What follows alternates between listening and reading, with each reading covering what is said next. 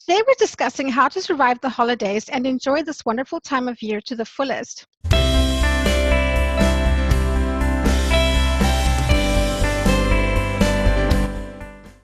Okay, so parties, depression, gifts, family, budgeting, decorating, cooking, multitasking, kids, significant others. There's a lot going on over the holidays, and our panel today is going to help us to not get overwhelmed and provide us with some tools that have worked for them. Before we start, remember to subscribe and click the bell. And if you want to be on a panel, click the link in the description below. So to introduce our panelists, Dr. Gayle Woodson is an award-winning author and surgeon. She began her surgical career when there were few female surgeons and became a leader in her field. Since retirement, she restricts her surgical practice to humanitarian efforts. Her most recent award-winning book is After Kilimanjaro. She and her husband divide their time between Florida, Newfoundland, and Tanzania. Karen Asp is the award-winning journalist and author of Anti-Aging Hacks, 200 plus ways to feel and look younger. She's also a vegan, fitness pro, pianist, animal shelter volunteer, traveler, and Nordic walking world record holder. Michael S Vassel currently lives in Lakewood, Ohio, near Cleveland. He is a mechanical engineer and the author of several books, most notably the romance Fine Again, the psychological thriller The Haunting of Matthew Keyes, and the fantasy series The Castle Chronicles. Alison Ragsdale is an Amazon #1 best-selling author and two-time Ippy Award winner. She writes emotional contemporary fiction novels set in the Highlands and Islands of Scotland. Her most recent, The Art of Remembering, was a finalist in the American Fiction Awards literary category and was selected by BookBub for their Best Book Club book list. Gatmon Ph.D. is a visionary educator, spiritual innovator, and TEDx speaker. She's the author of the book Living a Spiritual Life in a Material World, 4 Keys to Fulfillment and Balance. She's also a creator of the Holiday Survival Kit workshop for creating more meaning and joy during the holidays. Colleen A. Parkinson is the award-winning playwright and author of The Finest Hat in the Whole World. She believes in performing anonymous acts of kindness whenever the opportunity arises, giving back to her community, encouraging the discouraged, and always paying it forward. Welcome, everyone. Hello. Hi.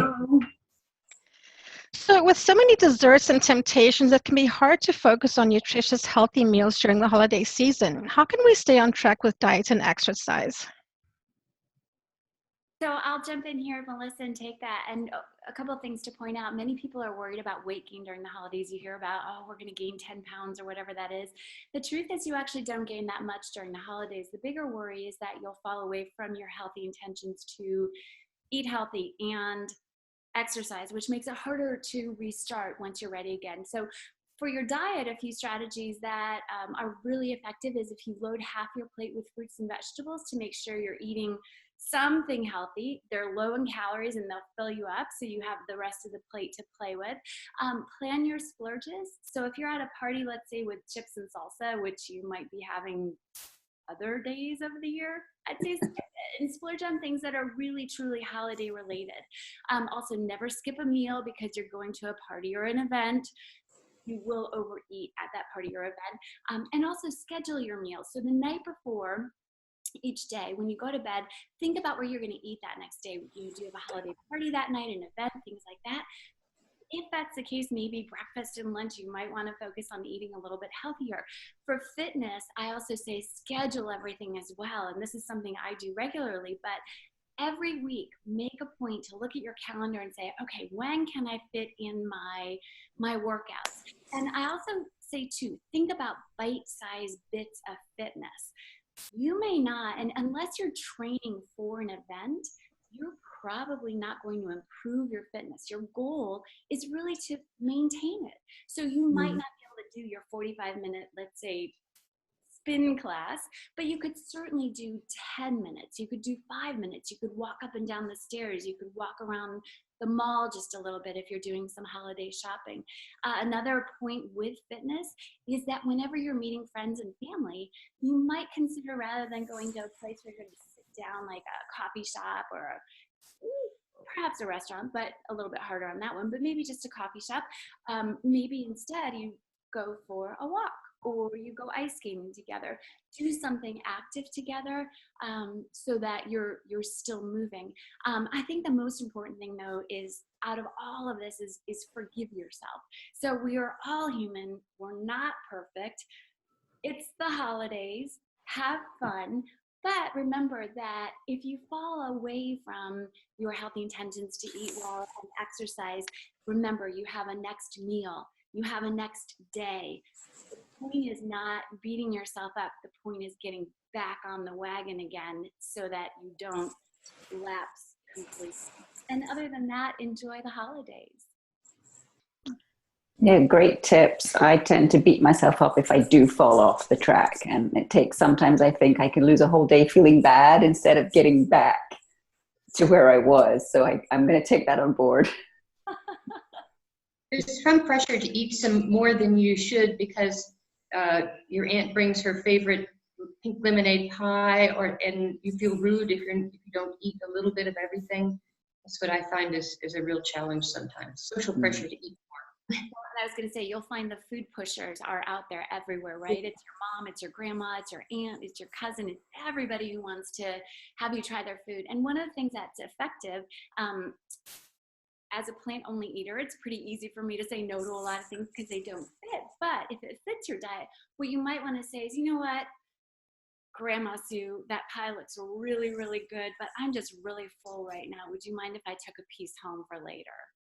You know, something that I have been doing this year, I'm doing intermittent fasting, which means I eat for 8 hours in a 24-hour cycle, and 16 hours I don't eat. And it really helped me. In last years, I would always gain weight, and this year I'm not. So if I finish my meal at 7, then I eat breakfast at 11, and I give my body rest, and I give my body time to burn some of the fat, and I still get to eat the bread and the goodies and all of that, but for 16 hours a day, I let my body rest, and that has worked for me.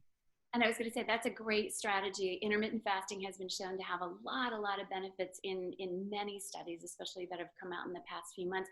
Another thing that I might also advise too is trying to keep your sleep as normal as possible. So you don't want to skimp on sleep for many reasons, but especially because if you really fall down on sleep, the less you sleep and you wake up and you're just feeling awful, you've only had a few hours versus 7 or 8 hours, let's say, you're going to be more likely to go toward those unhealthy foods. So all of a sudden, it's like you can't survive without eating that whole bag of chips or all of those holiday cookies that you baked.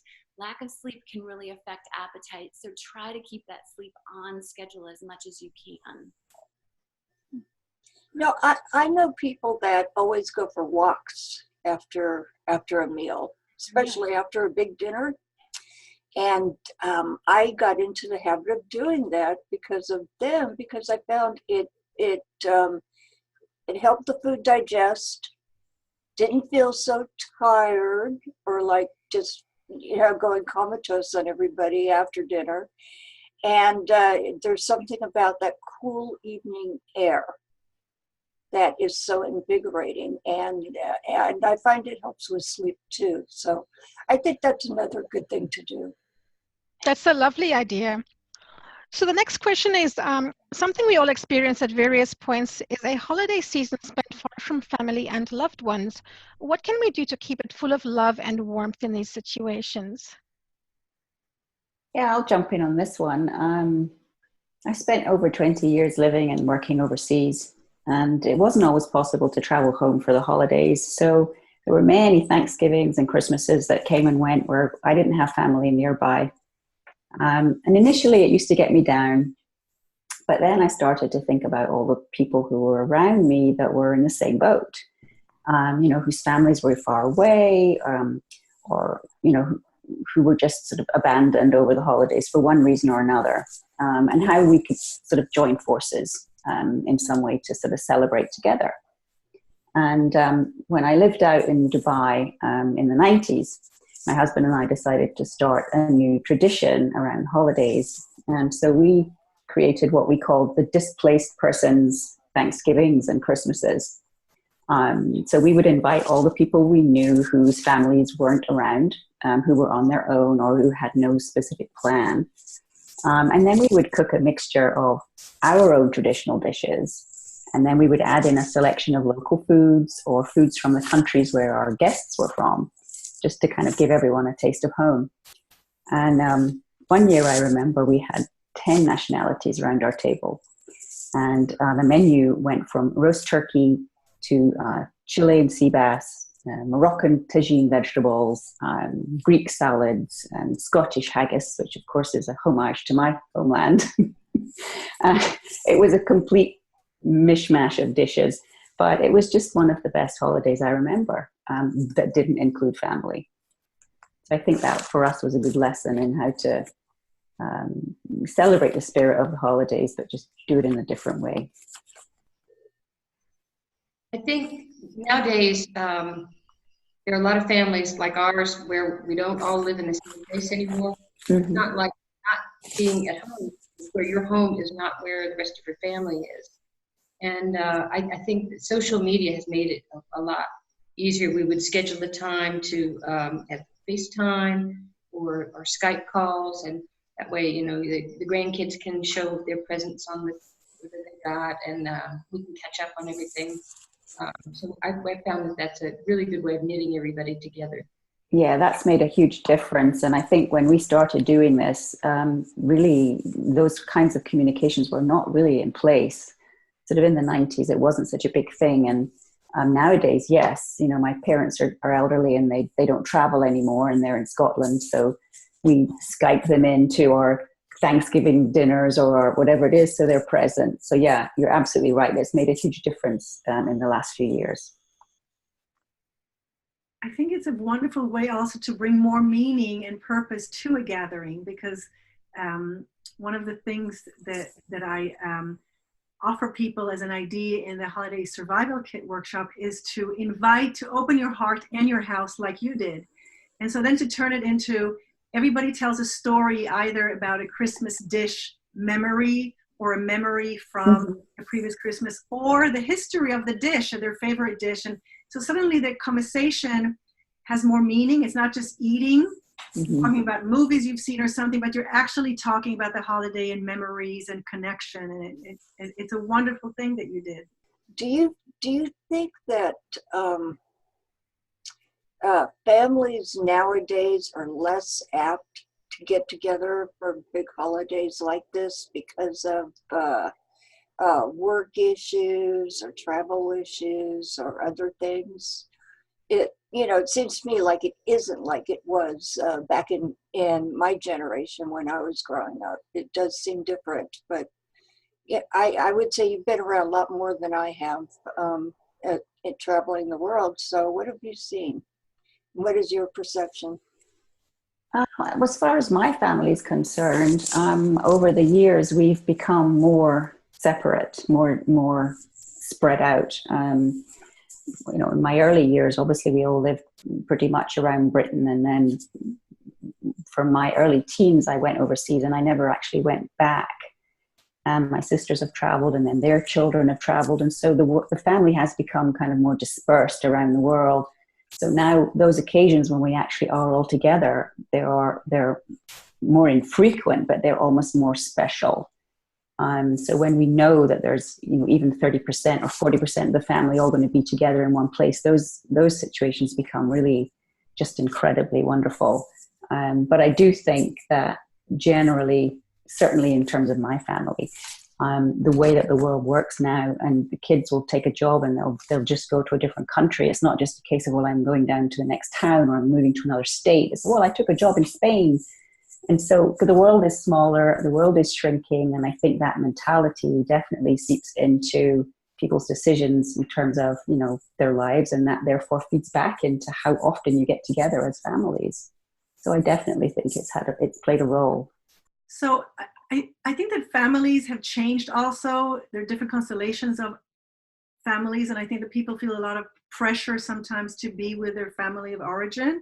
And I think it's important to give people permission to create their soul family, whoever they feel comfortable with, whether they're doing Hanukkah or Christmas or Kwanzaa or solstice, but just to have different events for your different communities and your different families. That's okay, and that's wonderful too. So holiday cooking and getting ready for the big family holiday dinner can be really stressful. What were some of the challenges you faced, and what have you learned over the years to make it easier? Oh, it's so nice when all the family gets together. And when I was a child, I thought I really enjoyed going to my grandmother's house. And then later it moved to our house, and I started to see the little stress in my mother of trying to get everything together, and people would be bringing the dishes into the kitchen, and it was just kind of chaos. And my Aunt Frances would come in with her heavy gold charm bracelet and say, "Oh, there must be something I could do," and she wouldn't do anything. And then grandmother fell through the broken chair.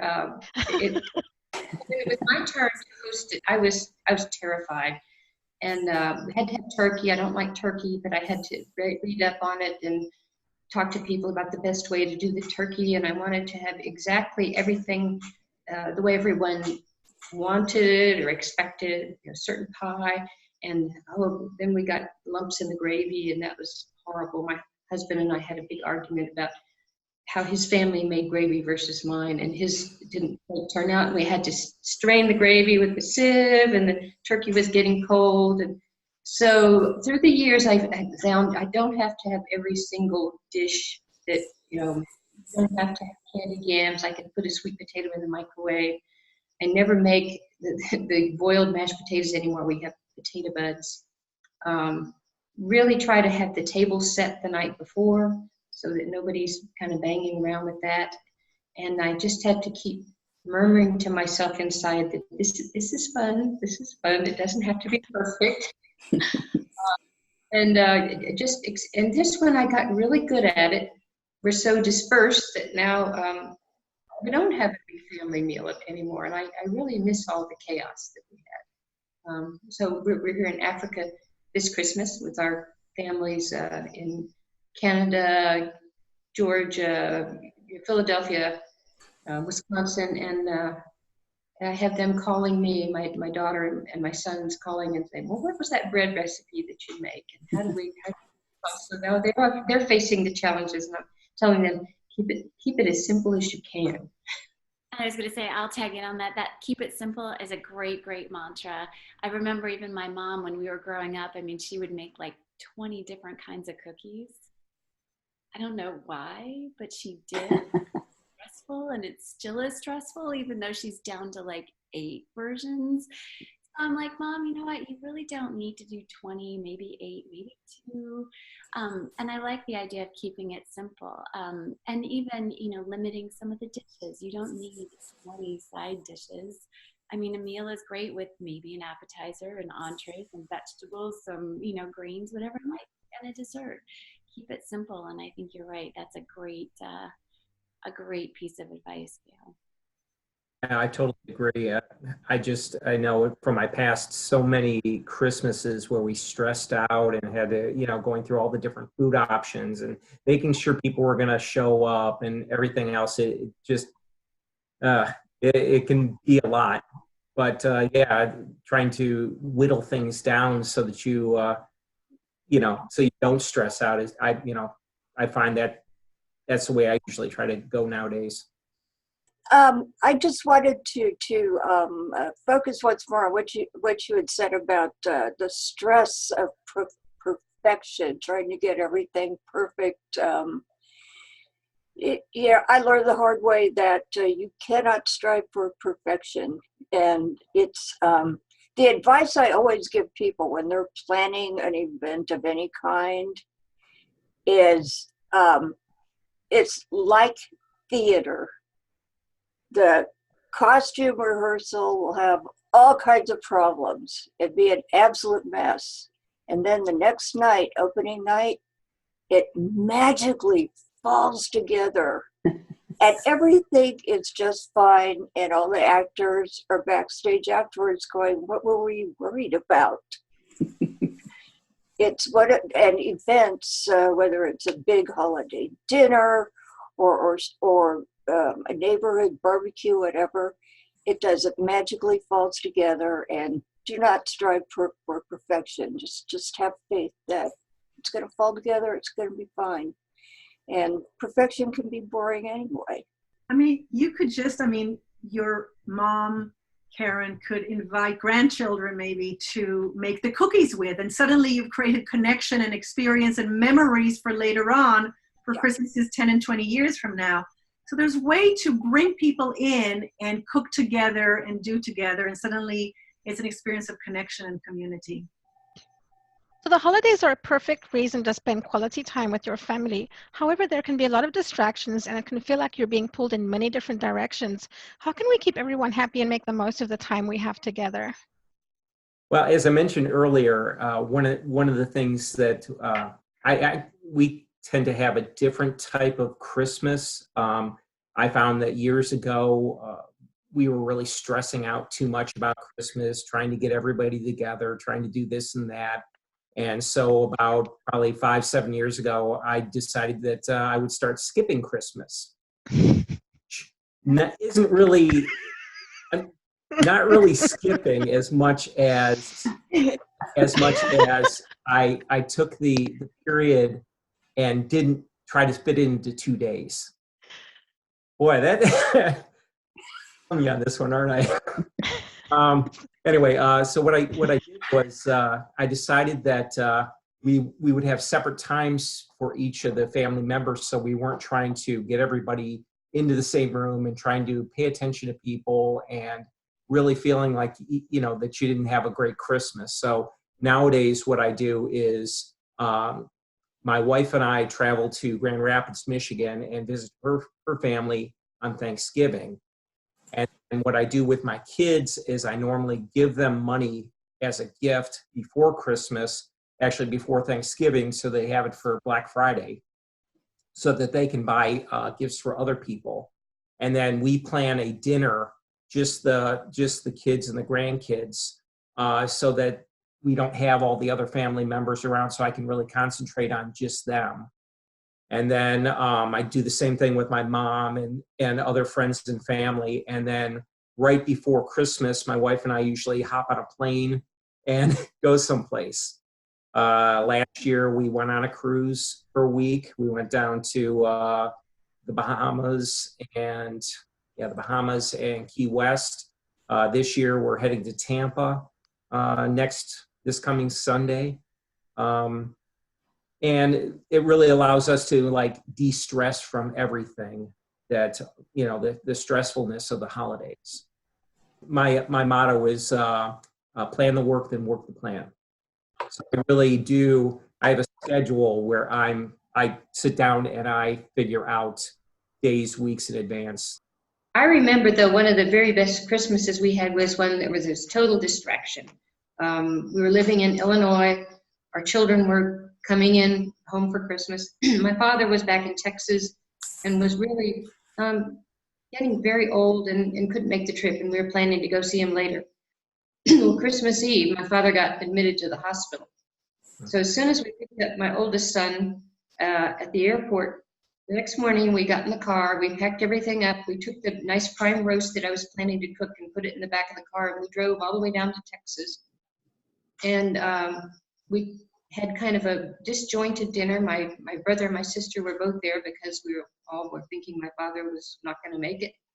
He did make it, and we all showed up at the retirement home where he was, and everybody came in the lobby, and we sang Christmas carols, and all the people in the retirement home who had nothing special planned were so happy to come in and join in. So sometimes things get disrupted, and it can turn into something great.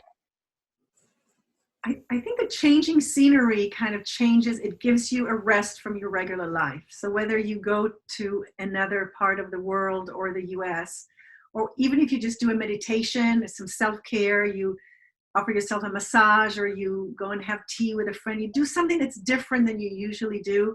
Some self-care, some relaxation is so important and wonderful to do. I agree with you, Anna. There are stress patterns and triggers that are formed in our daily lives that we kind of get locked into, and we need to break out of that. All right, so there can be a lot of pressure put on us through ads and store merchandise to have the right decorations, gifts, and more. How can we escape this over-commercialization and return to the true spirit of the holidays? Well, what I find, I've noticed after the last 10 years of Good Friday brawls in the stores. This year, a lot of the companies have started a Good Friday week 2 weeks before Thanksgiving to bring people in on a more gradual basis. I think it's a good idea, but overall, the commercialization of the holiday, to me, it's just appalling. It was never meant to be like that. It was meant to be a mass at first, and somehow all this gift giving thing got into it, and I'm not entirely sure how. I think the three wise men had something to do with that. What I find is it's easy to ignore that kind of thing. If you want to give gifts to somebody, number one, you have to have your budget, and number two,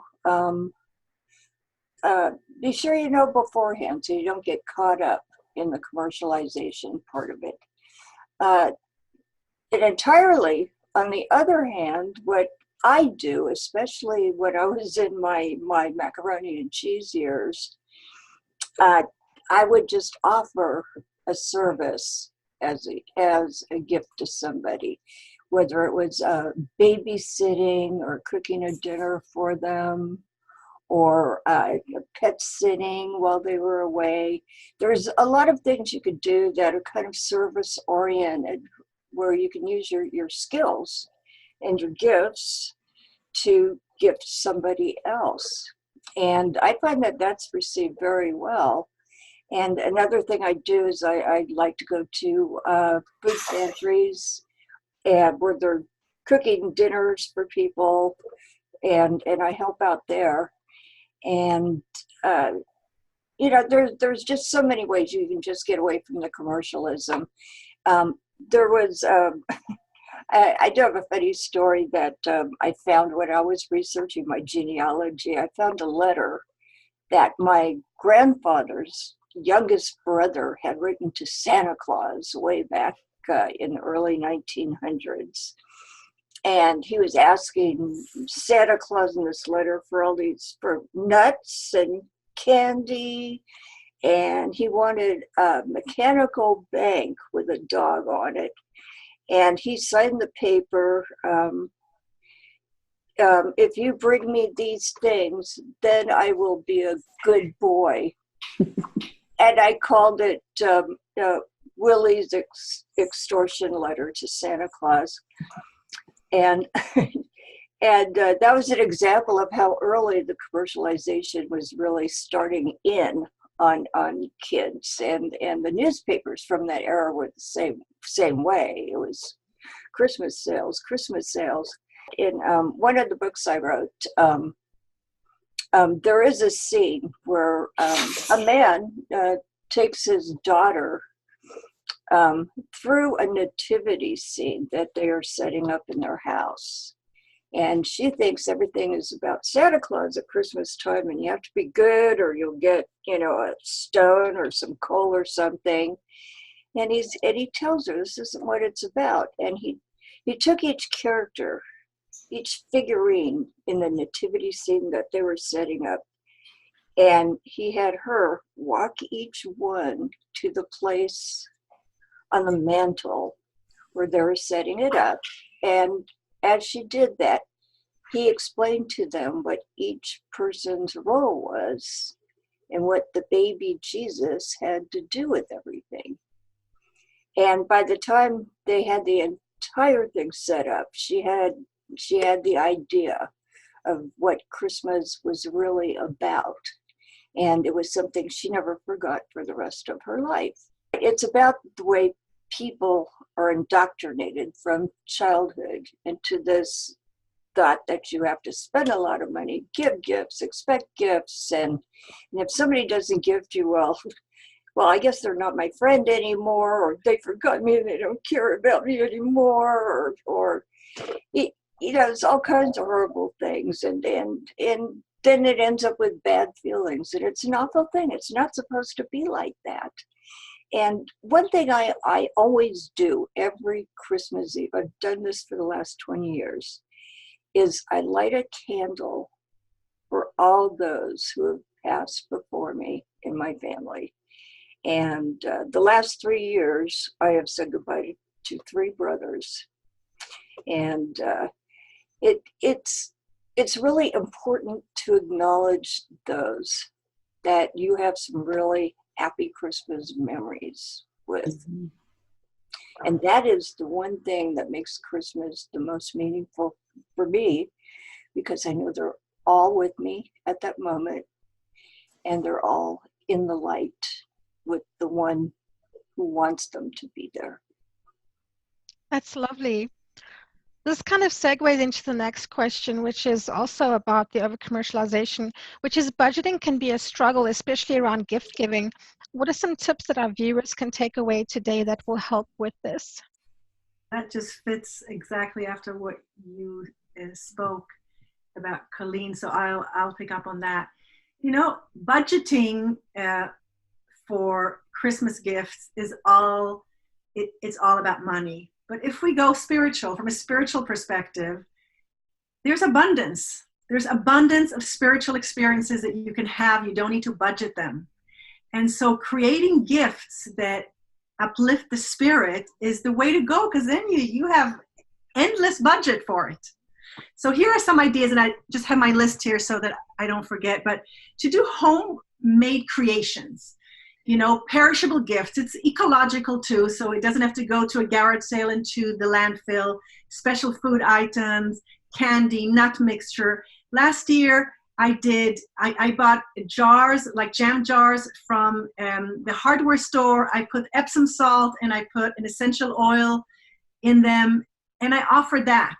And right, it's not the most amazing gift, but isn't it beautiful? It's an experience. I'm offering an experience rather than more socks or a tie or a sweater or one more thing that nobody needs. So just to create something, first of all, you're enjoying the creation. You're actually expressing yourself. And then the person who receives it they're receiving your love. They're not just receiving a thing, but they're receiving your creativity, your love, your care, your thoughtfulness. And that's how you exchange spiritual qualities together with the material thing. So perishable, any uplifting nature gift, because nature is uplifting and expansive. I mean, imagine buying something as simple as poppy seed bags and a planter, and inviting someone to have a planter with wildflowers or poppy seeds on a windowsill. Wouldn't that be stunning in the spring? And your gift is going to last all the way to the spring. So, or a little bonsai, or flowers in bulbs, but in a beautiful vase or something. So create an experience that goes on beyond just the second of opening it and then you're done with it, right? Create an experience. It's a Swedish tradition to write rhymes on the gifts. And the rhymes don't have to be perfect. They actually have to be a bit off and a bit funny.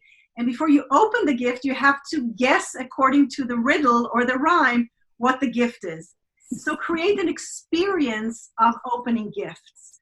That is also something, because then you're also being funny when you're writing them and being creative. And then the receiver is also creating connection and creativity and all these beautiful spiritual experiences. And shared experiences like hikes and walks and things that you will do maybe a month from now or 2 months from now. And then you're prolonging the gifts. So there's so many ways to do so many things that are not going to be expensive and that are just going to give you abundance of uplifting experiences. I think it's up to us, the adults, to change the traditions, and it sounds like each one of us is doing that. But really for our children and our grandchildren, to allow them to grow up with more meaning and purpose around the holidays. Because even though it's fun to get the material gift, eventually the memories, as each one of you has said, the memories are the emotional gift, the spiritual gifts, the gifts of love. And so it really is our duty, but our job to kind of propagate this and share it as much as we can, because otherwise we'll just sit around and say, well, this is what the holidays are like. So there are tons of ideas here that are all wonderful and all heartwarming. So Thank you so much to all our panelists. To our viewers, thank you for tuning in, and don't forget to subscribe. After Kilimanjaro, Anti-Aging Hacks, The Art of Remembering, The Haunting of Matthew Keys, The Finest Hat in the Whole World, and Living a Spiritual Life in a Material World are available on Amazon. Links are in the description below, as well as links to the panelists' websites. And if you're wanting to give back this holiday season, please consider helping 3-year-old Ethan Jimmy Mengele, who lives in Tanzania. He has severe congenital neutropenia, which means he doesn't make enough white blood cells. He's very sick, and his sister died from the same condition. His only hope is a bone marrow transplant, which his family is raising money for. If you can make a donation for Ethan, please email them directly. You can find the information in the description below. Thank you for being with us, and happy holidays, everyone. the holidays. Happy holidays, Happy Merry holidays. Christmas.